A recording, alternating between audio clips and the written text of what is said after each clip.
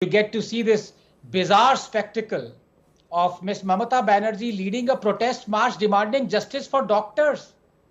Mamata Banerjee and her leaders marching against injustice is like Rahul Gandhi and his sister marching against dynasty. दोस्तों सबसे पहले जय श्री राम और जय हिंद। आज हम देखने जा रहे हैं आनंद रंगनाथन का वीडियो। तो फिर वीडियो देखने से पहले लाइक करिए, शेयर करिए, कमेंट करिए और चैनल को जरूर सब्सक्राइब करिए। तो फिर वीडियो स्टार्ट करते हैं दोस्तों। चलिए शुरू करते हैं। Dr. Ranganathan, what is going on here? I've never seen a chief minister trying to outshout women protesters who are asking her for justice. I've never seen this. Rahul, good evening to you and good evening to my fellow panelists. Just when you think you've seen everything in life, honestly, you get to see this bizarre spectacle of Miss Mamata Banerjee leading a protest march demanding justice for doctors. Mamata Banerjee and her leaders marching against injustice is like Rahul Gandhi and his sister marching against dynasty. क्या बात है sir, क्या बात है sir, क्या बात, ये बात है, अरे सर क्या बात है।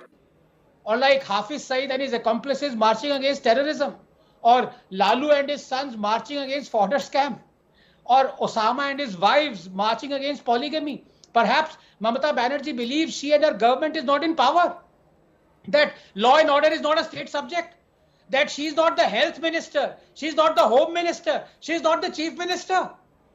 But Rahul, this is no longer about what Mamata Banerjee believes. Truth be told, it is about what Narendra Modi believes. Perhaps Narendra Modi believes India does not have democracy and therefore it cannot be in danger. Perhaps he believes the High Court does not have a Chief Justice and therefore no one has transferred cases to the CBI. Perhaps he believes Taliban does not exist and therefore no one has meted out Talibani justice to women in Dinajpur. Perhaps he believes newspapers do not exist and therefore Didi has not threatened them with withholding ads, or that dozens of journalists like Debe Malia Bagchi have not been arrested for doing their job in Bengal. Perhaps he believes one community has not been appeased and the other discriminated against over religious possessions and salaries to priests. Perhaps he believes ED and the NIA do not exist and so they could not have been physically attacked or rape charges filed on them while in pursuance of their duty in Bengal. Perhaps he believes panchayats do not exist and therefore 20,000 of them cannot elect their leaders unopposed amid arson, looting and rape. Perhaps he believes there was no poll and therefore there could not be post-poll violence.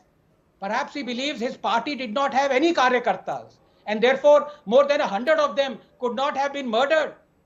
Perhaps Narendra Modi believes India does not have a president and therefore one can never impose president's rule. Seldom can one feel the sense of outrage and helplessness as one does now upon learning that on the very day we celebrated our independence, an army of goons and thugs beat up protesting doctors, destroyed their hospital, tried to climb up the girls' hostel through the back.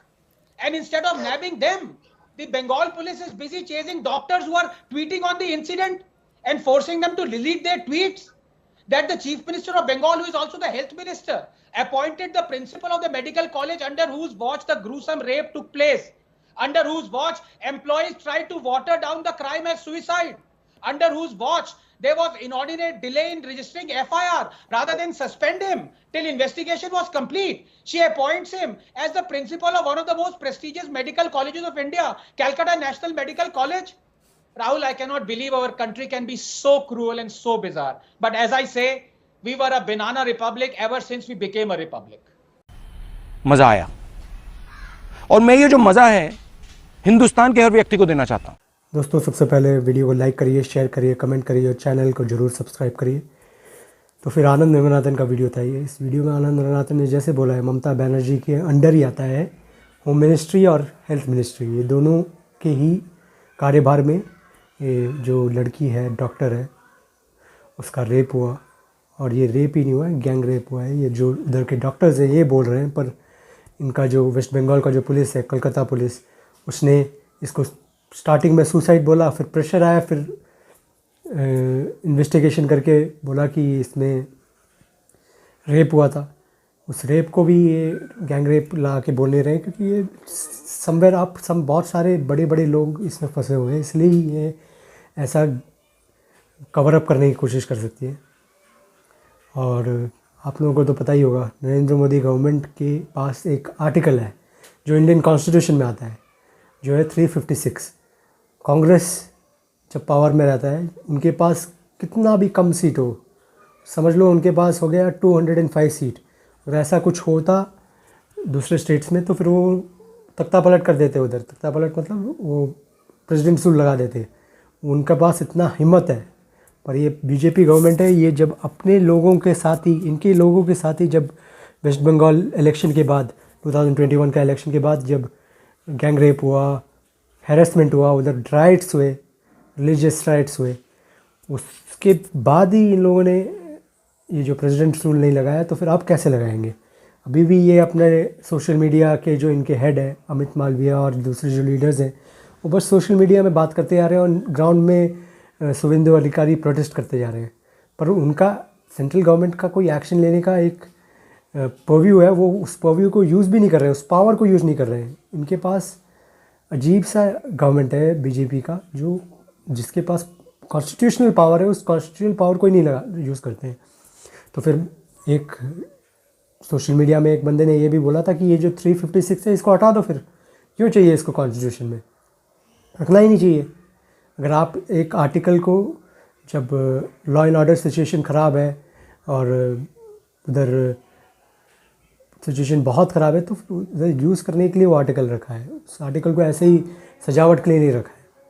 और ममता बनर्जी का जो apparatus है, जो law and order apparatus है, वो तो अभी social media के हैंडल्स हैं जो इनके अगेंस्ट बोल रहे हैं, उनके अगेंस्ट, उनके ऊपर नोटिसेस लगा रहे हैं।